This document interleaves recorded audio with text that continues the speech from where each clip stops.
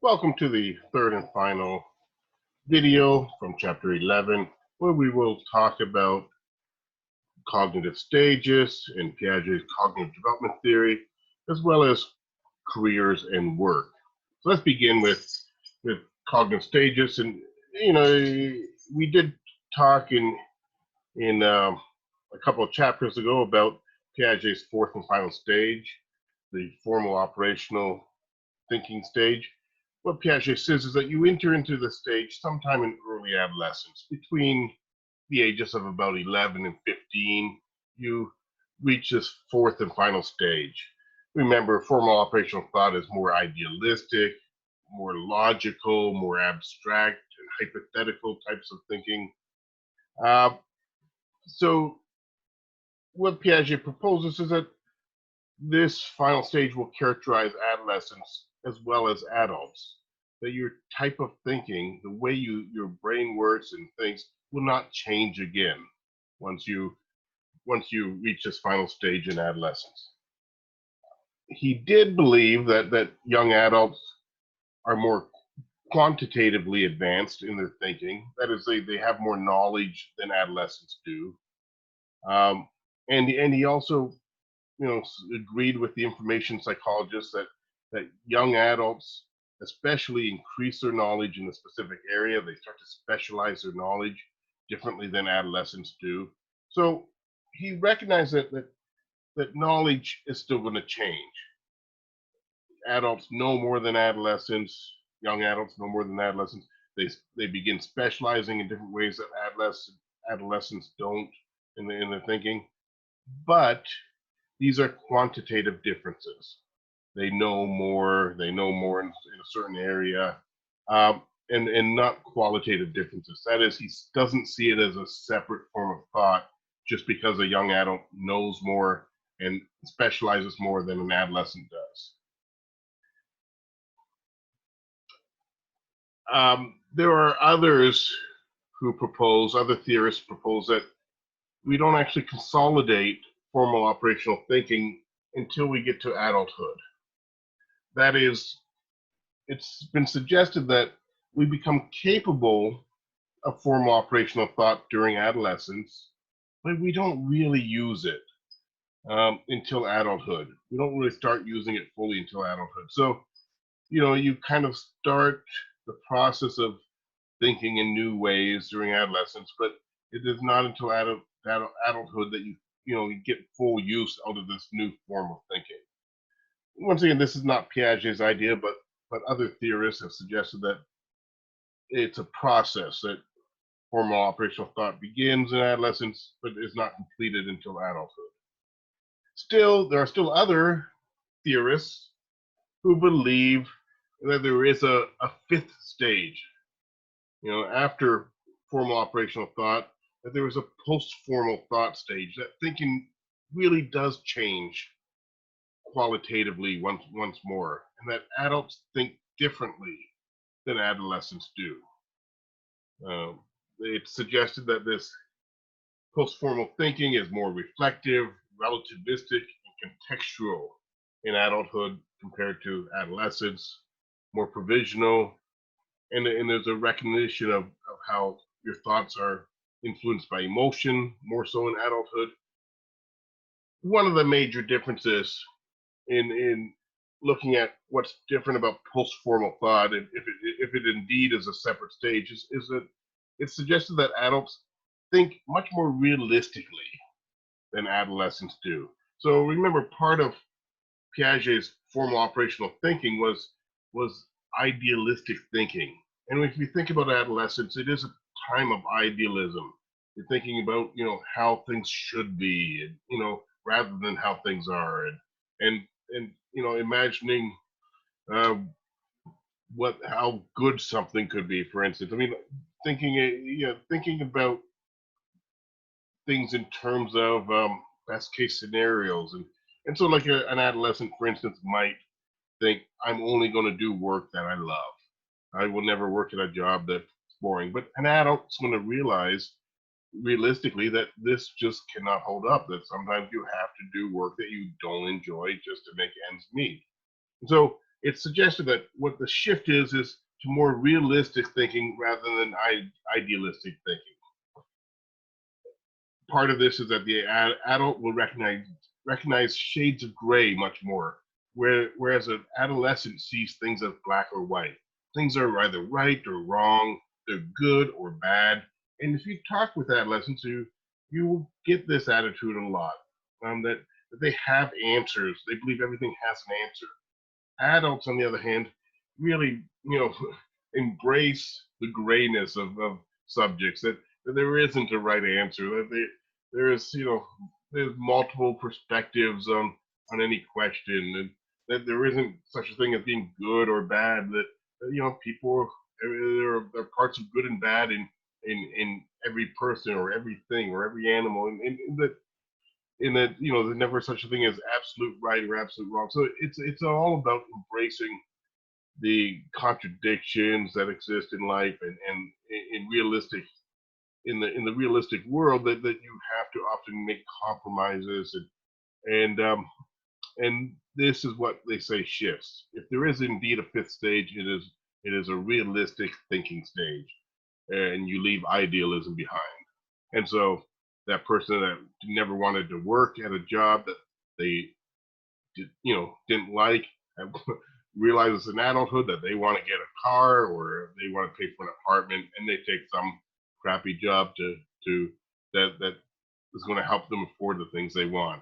And they realize that they were younger and foolish to think that they could only work at jobs they love. Okay, speaking of jobs, let's go on to the next topic: careers and work. You can see there's a couple of sections I'm not going to be talking about, but we will look briefly at developmental changes, finding a path to purpose, and the impact of work over the next couple of slides.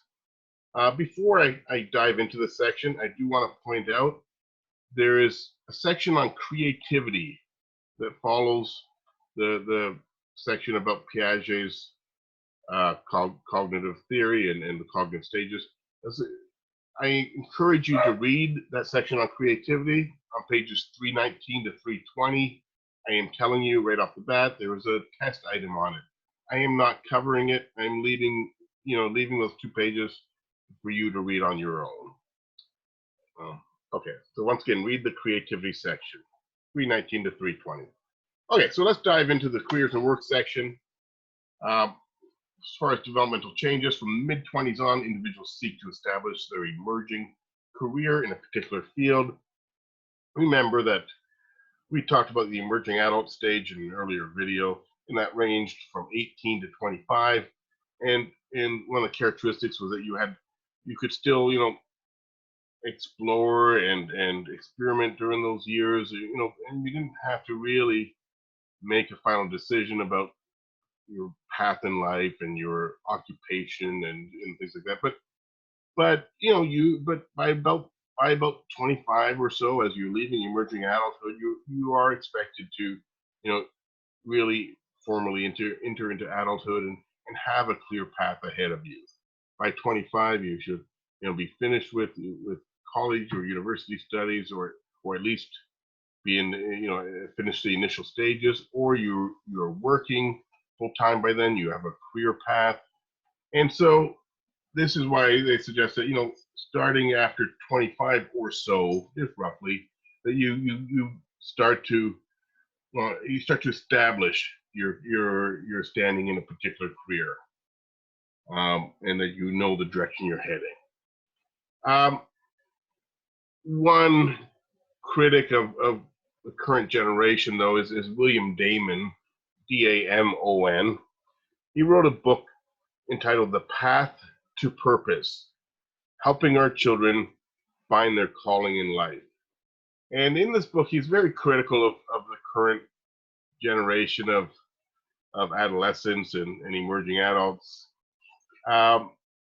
suggesting that they don't really know where they're heading, that they're lacking in a clear vision or a clear path of purpose. What is their purpose in life? What is their goals in life?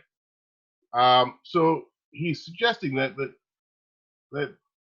the current generation of adolescents and emerging adults just don't really have a solid fixed identity in place.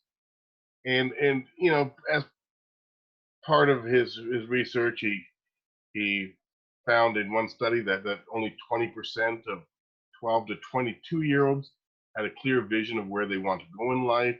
He thought this was extremely low, and that more of them should have had an idea of where they're heading. And he suggests in his book that it is the current state of technology and the current way of living that has led to a lack of purpose, and that nowadays students only focus on short-term goals. And the reasoning is that with current technology, everything is quick. The answers are at your fingertips. You can search, you can do a Google search, and in seconds you get the answers to almost any question you want.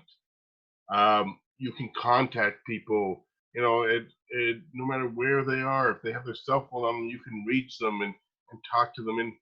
And we can send an email, a long written email, and attach documents to it that arrive in seconds to their destination. So everything is quick. You get quick answers, you get quick communication with others, you get quick entertainment. You can play games wherever you are on your phone. You have it at your fingertips. You don't have to wait till you get home to play video games. You can do it on your phone. I mean, so it's instant access to entertainment, to communication with others, to answers, and so he says because everything comes quick, we have become more short-sighted. The newer generations have become more short-sighted.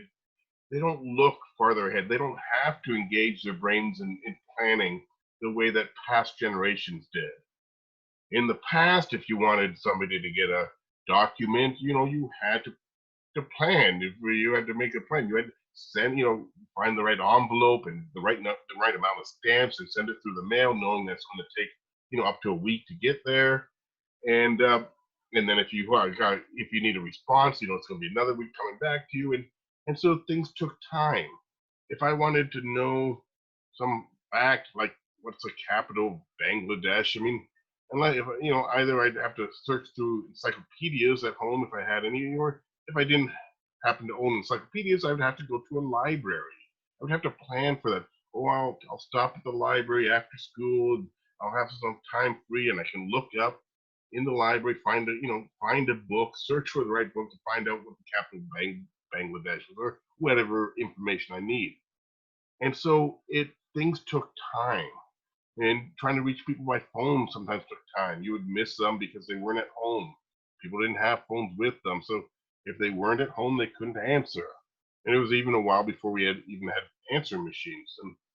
And so things were slower paced, and we learned to plan ahead more because things didn't come quickly. You could plan that I can get an answer to that question next week, or I can get that document returned to me 2 weeks from now, and I can contact this person when I know that they're home on Saturday evening, and I'll call them then. I mean, and so you would plan for things ahead all the time, just little behaviors throughout your week, and so what Damon felt was that this forced the brain to constantly look ahead, to constantly plan for the future, and that this also encouraged adolescents to look ahead to their futures, to what they were aiming towards, and that as all this new fast quick technology has caused us to become short-sighted. So finally, just to wrap up, he says that the current generation of adolescents and emerging adults don't explore the big long-term picture of what they want to do in life. And our final slide of chapter 11 is more about careers and work. I want to point out the Occupational Outlook Handbook, as it's an excellent resource. I'm not going to get into it here right now, but you should take a look at it online. It's put up by the U.S. government. specifically the Bureau of Labor Statistics. Anyways, just if you go to bls.gov, and you should be able to find the Occupational Outlook Handbook. It is great in that it gives you information about any type of career path you want to know about. What education do you need? What's the median pay for that position? Is that job expanding in the future, or is it declining? Are they going to need more or less in that area? So it's a fantastic resource for planning ahead for career choices, and it gives you similar, if you look up one type of job, it'll give you similar occupations, things that you may not have even considered or heard about before.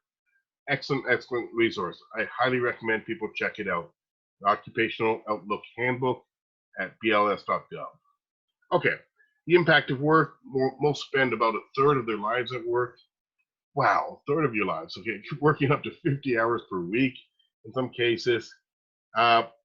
So it is obviously hugely important if you're going to spend that much time doing one thing. I mean, that it be something that is not overly stressful, something that you can find some enjoyment at, and that it's not a constant battle or chore. So an important consideration for long-term employment is how stressful the work is. Is it going to cause you aggravation on a constant basis? Is it going to stress you out and make you a worse partner and a worse parent when you get home at night? There was a U.S. national survey in 2007 conducted by the American Psychological Association, and it indicated that most adults felt that they were less productive at work because of stress. And so when they felt stress at work, it made them less productive. This was, once again, most adults. There are some that indicated that stress helped them become more productive, that some people enjoy deadlines and stressful conditions and that they kind of thrive under it. But the majority of people actually show lower productivity. So it's an important consideration for the work they choose. Is there a stress factor involved? And knowing that for an average person, it has a negative impact physically and emotionally. One concern that's been brought up in studies among the workforce of today is in today's society, many workers want more flexibility in their jobs, as far as control over the time that they work and the timing of their work, like when they start and finish and how much time they work in each day, and this has become more of a concern because we have a lot more unique and different family situations than than if you go back, to the boomers and then the 50 years ago and previous generations. That back then we had kind of a system of mainly the man of the household would go to work and the woman would be at home looking after the kids and the household, and so the man could work a standard 40-hour schedule or 50-hour schedule, and with normal hours, because this was his one thing, his one responsibility. Now we have so many more single parent families, and we have obviously dual working families. When there are two parents that they both work on on individual schedules, and so now the landscape, the work landscape has changed, and so we can't just expect. The argument goes that we can't expect everyone to just fit into a normal 40 or 50 9 to 5 kind of work week. That if because of the change in circumstances, that flexibility would be very helpful to the average worker. And anyways, even though some companies do seem try to offer some flexible hours and things like that, in what research shows is that for the most part, employers offer very little flexibility to the employees, and they haven't. The experts believe that they haven't caught up with the times, and so this is one of the main complaints of workers, is that they don't have enough flexibility in setting their schedules, and and in the hours that they work, and that this has causes some extra stress. Okay, I'm going to skip the work during college section at the bottom. And so we are finished with chapter 11. And stay tuned for chapter 12.